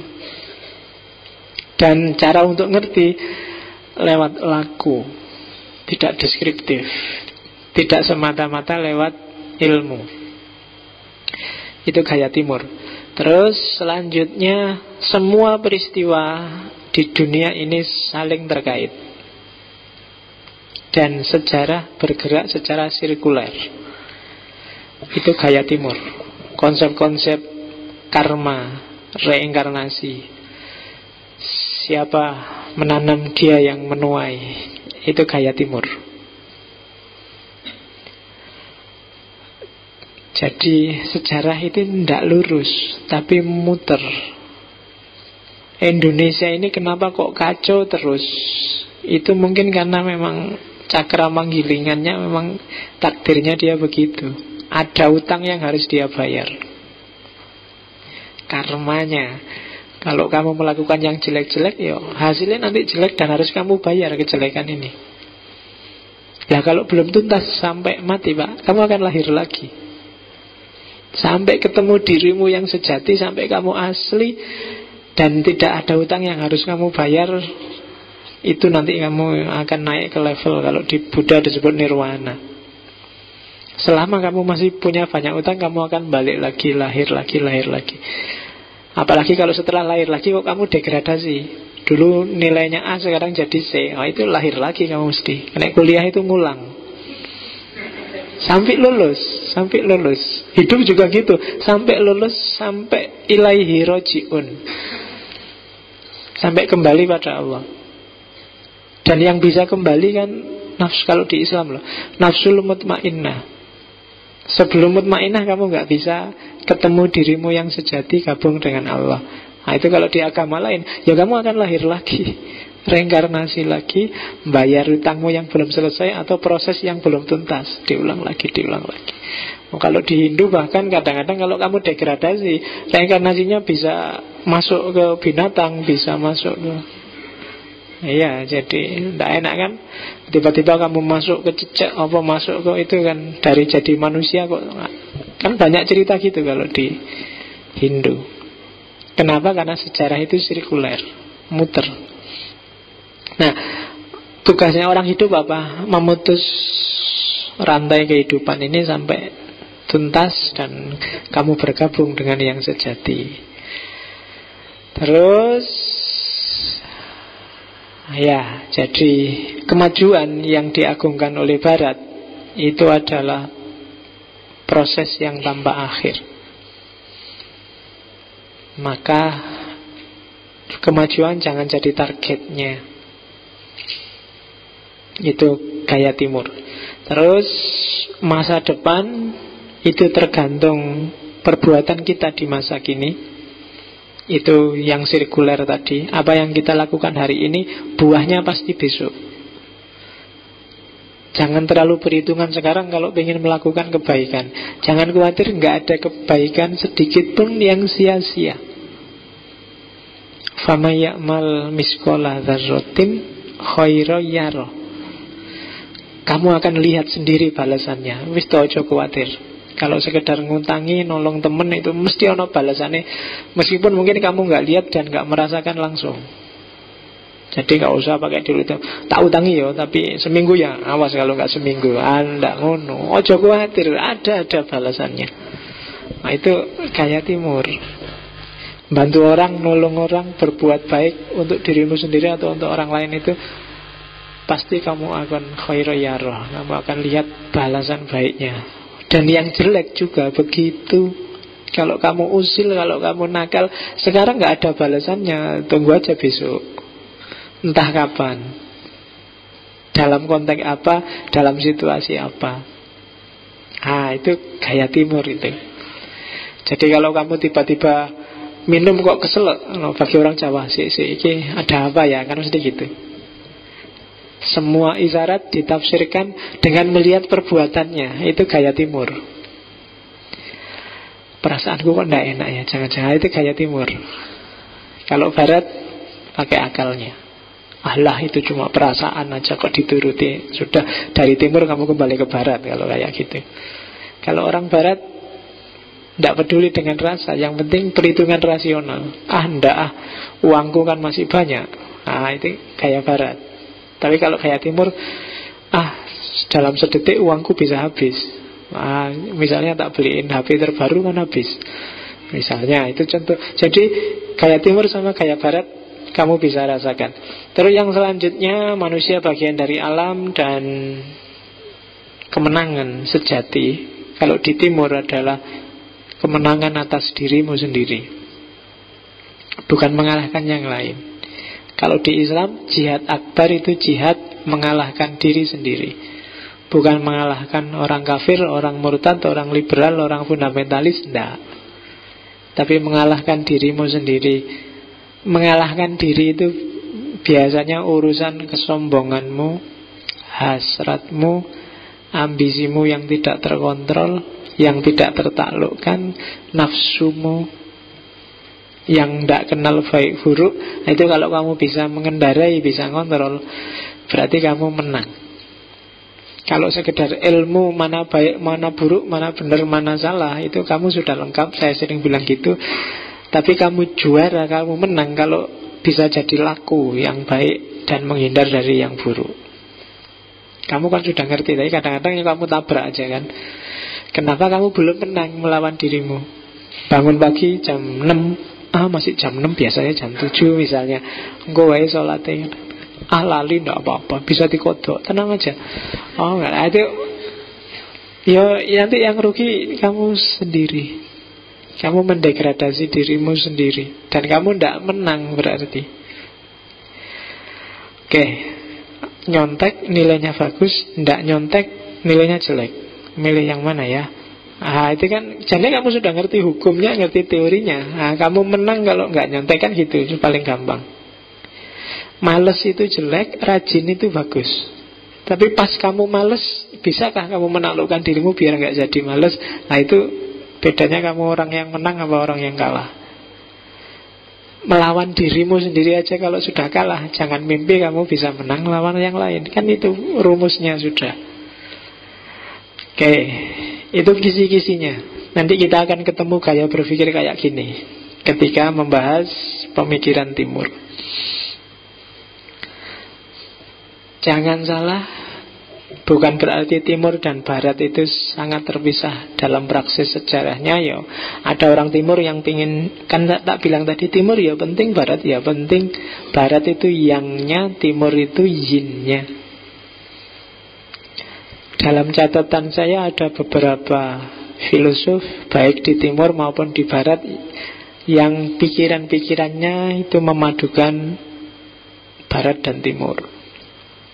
Misalnya Arthur Schopenhauer yang sebenarnya pikiran-pikirannya menggabungkan antara Hinduisme dan pikiran barat. Atau psikolog filosof Carl Gustav Jung, sintetis antara I Ching. I Ching itu yang isinya yin yang itu dalam dunia psikologi. Atau Heidegger. Jangan salah, Heidegger pernah menerjemahkan Tao Te Ching. Dan silahkan kamu bikin komparasi antara pikiran-pikirannya Heidegger yang eksistensialis dengan Tao Te Ching, meskipun dibantu asistennya dari Cina. Kemudian ada Kyoto School. Kyoto School, sekolah filsafat aliran Kyoto yang mempopulerkan sintesis antara fenomenologi dan Zen Buddhisme. Atau analisis antara para filosof eksistensialis dengan timur.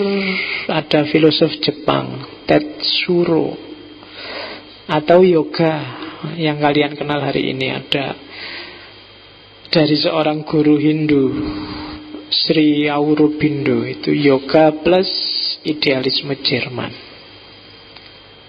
Jadi ya memang beda, punya orientasi yang tidak sama, tapi bukan berarti tidak bisa disatukan. Karena dua-duanya juga penting. Maju itu penting, tapi harmonis juga penting loh.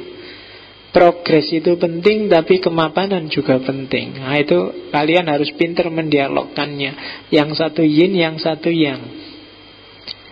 Pinter ngomong itu penting, tapi bisa diem juga penting. Kalau diem terus ya tidak bagus. Ngomong terus apalagi. Ya, jadi harus ngerti kamu kapan ngomong, kapan diem, kapan yin, kapan yang. Makanya kalau punya pacar, cari yang agak beda sama kamu. Kalau kamu yang, cari yang yin. Biar imbang. Yang satu cerewet, yang satu pendiam. Kalau yin sama yang, pendiam sama pendiam, kalau pacaran ya kayak orang di perpustakaan, diem aja, nggak ngapa-ngapain. Kalau yang sama yang, orang lihatnya kayak tawuran tiap hari. cerewet, yang satu cerewet, yang satu cerewet.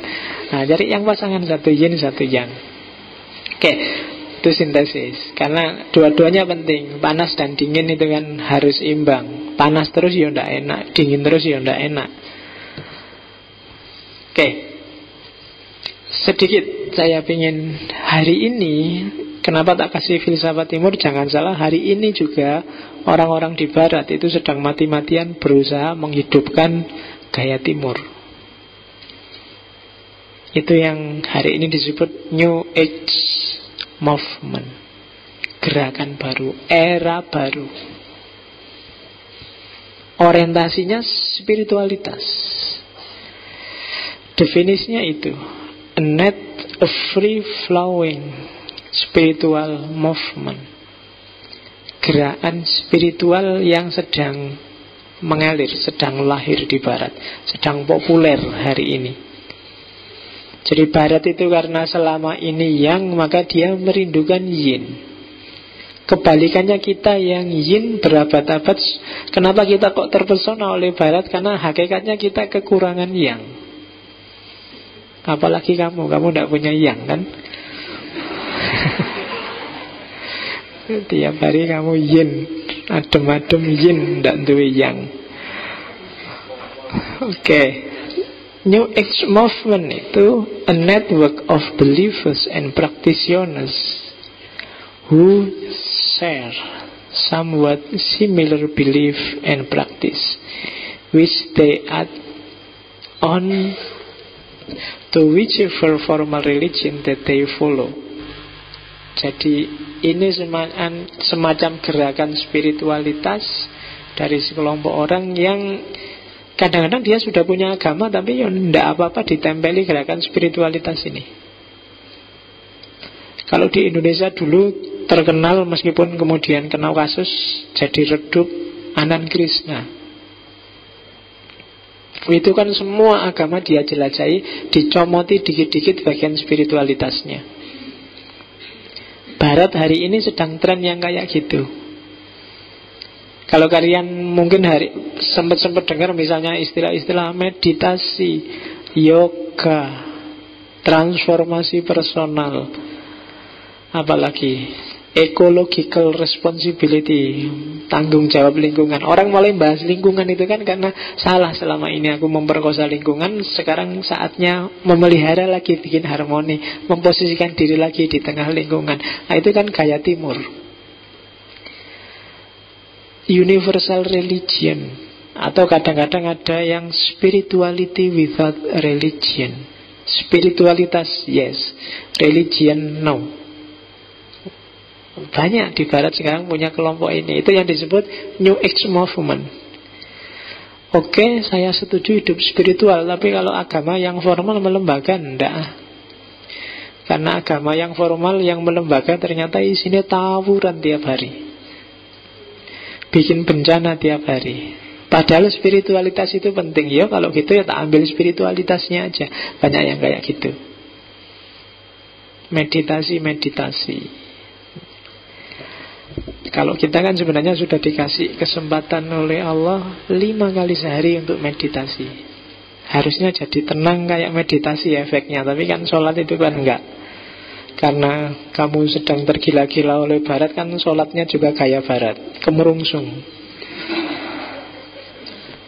berlomba-lomba cepet-cepetan. Makanya kan orang selalu tanya, sudah sholat? Nah itu berarti cepet aku apa enggak sholatmu, kan gitu. Sudah sholat? Sudah. Oh ya sudah. Sudah sholat? Belum. Sholat sana. Jadi sholat itu nadanya itu nada kemerungsung, nada perlombaan, nada kewajiban, nada formalitas. Padahal itu momen kita untuk lebih spiritual, lebih masuk ke dalam, yang jarang kita manfaatkan. Kita banyak dikasih momen oleh Allah, tapi ya jarang kita manfaatkan. Kenapa sih orang barat kembali lagi ke timur? Dalam catatan saya, yang pertama karena bosan dengan peradaban saintifik yang material mekanis. Capek jadi mesin. Peradaban yang materialis mekanis itu kan bikin orang jadi kayak mesin.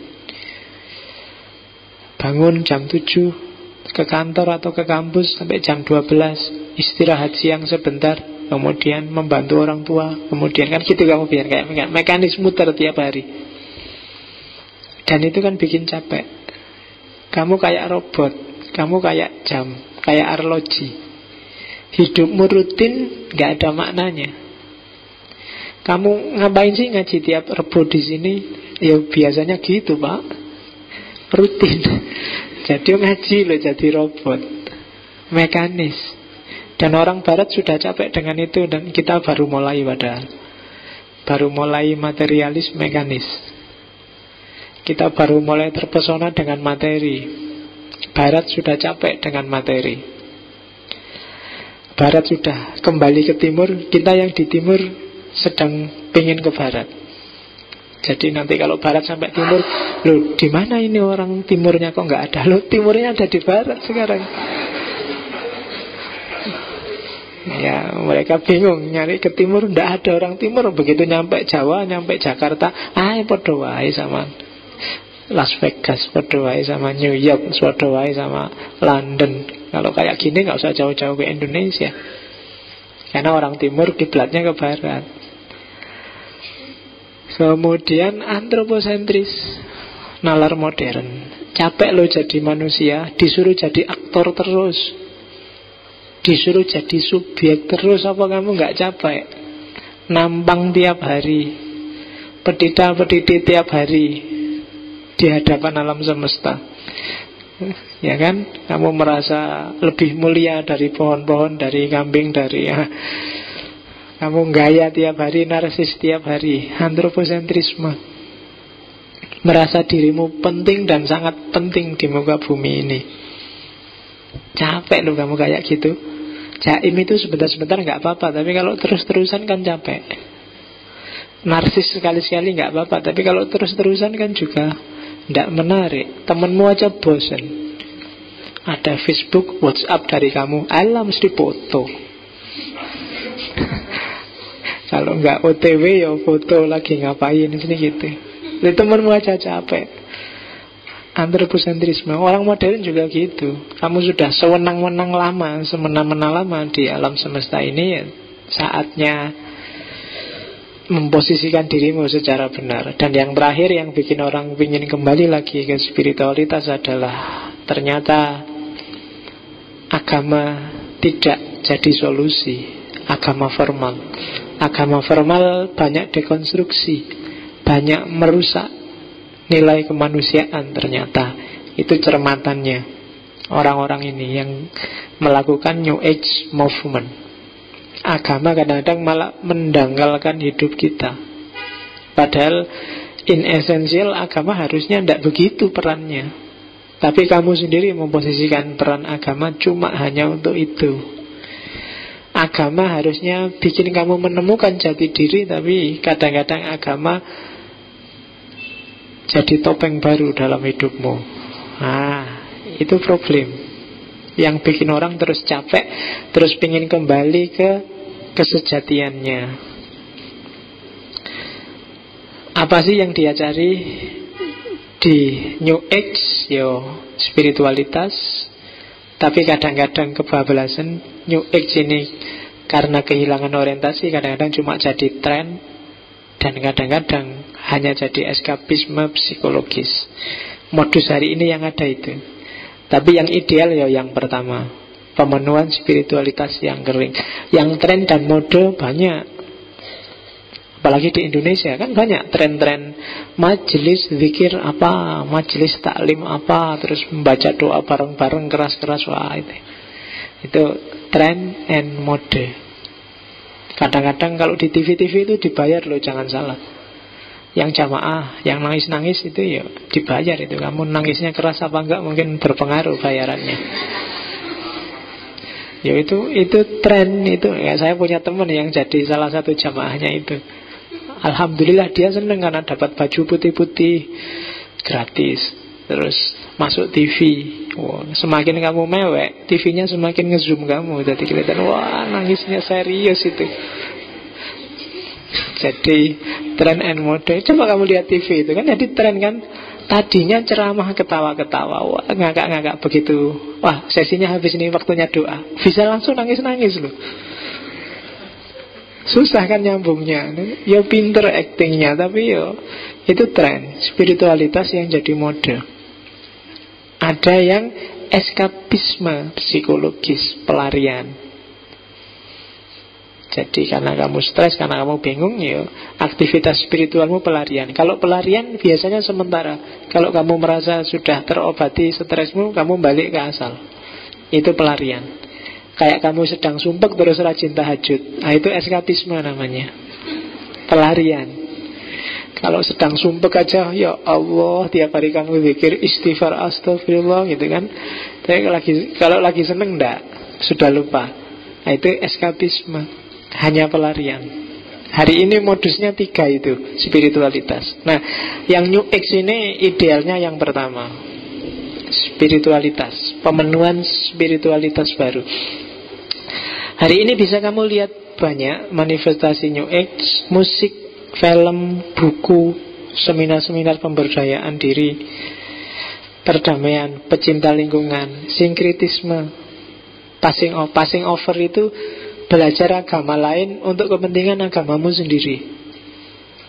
Jadi belajar Hinduisme, belajar Buddhisme, belajar itu kamu ambil intisari spiritualitasnya karena untuk kepentingan keberagamaanmu sendiri. Itu namanya passing over. Tidak apa-apa kamu belajar Kristiani, tapi dalam konteks oh kayak gitu ya, berarti yang dimaksud di agamaku itu yang itu toh. Nah itu namanya passing over. Tidak apa-apa kamu belajar. Kamu misalnya belajar kejawen, Islam Jawa, itu kan mungkin Islammu tidak kayak gitu sih, tapi dari kejawen ini kamu dapat intisari banyak. Kamu dapat hikmah banyak. Oh berarti harusnya keberagamaanku yang kayak gini. Salah paham aku berarti terhadap itu gunanya passing over. Itu contohnya New Age. Atau kesehatan holistik, model meditasi dan lain-lain. Itu gerakan-gerakannya. Yang populer hari ini misalnya, saya tidak tahu, mungkin sudah nggak terlalu populer lagi, paradigma dari IQ jadi EQ jadi SQ. Itu sebenarnya pengaruh dari gelombang baru namanya New Age ini. Orang merindukan spiritualitas. Waktu awal-awal modern, orang kenalnya IQ. Nasibmu akan baik kalau IQ-mu tinggi. Kalau IQ-mu jelek, alamat masa depanmu suram. Dulu gitu.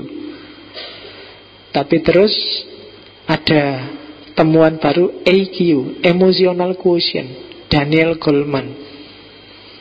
Dia membuktikan ternyata ada orang yang pinter, IP-nya bagus, IQ-nya tinggi, tapi hidupnya rusak. Kenapa? Tidak bisa menguasai emosi. Itu kan contohnya ada seorang siswa SMA di Florida. Anak ini perfect, nilainya 100 terus. Hanya di satu pelajaran dia dapat 80. Karena dapat 80 dia tidak terima, harusnya 100. Terus menemui gurunya, gegeran, terus ngambil pisau, gurunya ditusuk. Ya kan? Nah, itu menginspirasi Daniel Goleman nanti di bukunya melahirkan EQ. Bahwa ternyata pengelolaan emosi itu lebih penting untuk masa depanmu. Kamu sukses apa enggak, tergantung kamu sukses enggak menaklukkan dirimu. EQ. Dan belakangan ada SQ. Yang paling terkenal kan yang dari Danah Johar dan Ian Marshall itu, yang buku-bukunya Mizan, Spiritual Quotient. Tidak semata-mata emosi yang menentukan kesuksesan dan ketentraman hidupmu, tapi spiritualitas. Emosi bisa palsu, bisa menipu, bisa tidak sejati. Kesejatian, ketulusan adanya di spiritual. Kembalilah ke ranah sejati spiritualitasmu, yang kalau dalam agama disebut fitrah. Di situ kamu akan ketemu dengan kesuksesan hidupmu. Disitulah kuncinya. Itu SQ. Atau tahu. Wah, coba cari di perpus atau di toko buku kan banyak. Tahu of Islam, tahu of filosofi, tahu of management, tahu of kan banyak. Itu contoh New Age movement, gerakan New Age. Ya maksudnya tahu itu yang alami, yang natural. Tahu itu artinya jalan. Minggu depan kita akan ngomong taoisme. Jadi apa sih yang dimaksud tahu of Islam itu? Ya berarti Islam apa adanya, yang tidak dimanipulasi, yang sejati sesuai jalannya. Itu tahu. Nanti kita ketemu minggu depan. Atau revolusi Aquarian, revolusi Yin Yang. Ini nanti ketemu di I Ching. Mungkin masuk bagian Konfusius. Yang itu antara lain manifestasinya, kalau kalian lihat banyak sekali buku pakai istilah kuantum, quantum learning, quantum teaching, quantum macam-macam. Itu revolusi Aquarian. Itu New Age, pikiran-pikiran timur klasik yang dihidupkan lagi di masa kini. Ya, dan selain New Age, secara filosofis, filsafat perennial yang tak sebut di depan itu dihidupkan lagi oleh banyak filosof kontemporer, banyak tokoh-tokoh postmodern. Mungkin pernah dengar Rene Guénon, Ananda Komarawa, Wasmi, Deepak Chopra, Fritjof Swan, Seth Hussein Nasr kalau dari Islam, Titus Bukarat, Marco Palis, Martin Links. Ini orang-orang yang ingin menghidupkan kembali kebenaran abadi, khazanah perennial, yang adanya di semua tradisi filsafat timur. Dia hidup, ingin dihidupkan lagi. Kalau Hussein Nasr menyebutnya Saintia Sakra, pengetahuan suci. Dan pengetahuan ini nanti yang dikejar oleh tokoh-tokoh ini. Pengetahuan ini abadi. Dulu pernah tak ceritain silsilah pengetahuan dari Suhrawardi, sejak Nabi Adam sampai dipegang oleh Suhrawardi. Itu versinya Suhrawardi. Hari ini tak bawa, nggak kelihatan ya. Itu silsilah pengetahuan mulai Nabi Ibrahim dan 3 istrinya. Yang dari istri itu nanti di situ ada di mana Buddha, di mana Krishna, di mana itu yang punya kelompok Bahaisme. Dia punya silsilah itu. Jadi ya Ibrahim itu kamu kenalnya istrinya 2 kan, tapi ada istri lagi namanya Keturah. Oh itu, nah ya kecil sekali ya di situ. Kalau diginiin mungkin lebih besar. Tidak kecil ya. Itu ada Zoroaster, ada Musa, ada Krishna, ada silsilahnya. Itu yang punya orang Bahaisme. Untuk menunjukkan bahwa memang ada kebenaran abadi, ada pengetahuan sakral, pengetahuan suci yang permanen sifatnya, diwariskan turun-temurun oleh para tokoh-tokoh suci. Kalau Suhrawardi menariknya tidak sejak Ibrahim tapi sejak Adam. Yang itu ada cabangnya yang sampai melahirkan filsafat Yunani, yang diawali dari Pythagoras, naik dikit ke Hermes, Nabi Idris, dan naik dikit lagi Nabi Sis sampai Nabi Adam. Itu versinya Suhrawardi. Jadi kalau digabung sama Suhrawardi ini bisa ketemu yang filsafat Barat dan Timur itu sebenarnya mewarisi khazanah perennial yang sama, hanya saja gaya dan penangkapannya beda-beda, mungkin tergantung konteksnya, tergantung kondisi sosial, budaya, geografisnya. Oke, saya nggak sempat jelasin ini, kamu lihat aja nanti kamu copy. Temukan nama-nama yang mungkin bikin kamu kaget. Itu miliknya orang Bahai. Dia bisa bikin silsilah kayak gitu. Kalau Sunni enggak. Nah, kalau Suhrawardi dari Persia yang agak Syiah itu mungkin lebih tekun daripada yang Sunni. Kalau Sunni lebih santai. Kalau orang Bahai lebih serius apalagi itu. Oke, semoga sudah terkondisikan masuk dunia timur. Minggu depan kita akan ketemu aliran pertama, Taoisme. Ada apa dengan Tao di Cina? Kita ketemu minggu depan. Sudah jam 10. Saya akhiri dulu. Pertanyaannya online aja. Kasihan nanti kalau kamu kemalaman. Wallahul muwaffiq, wallahu a'lam bissawab. Wassalamualaikum warahmatullahi wabarakatuh.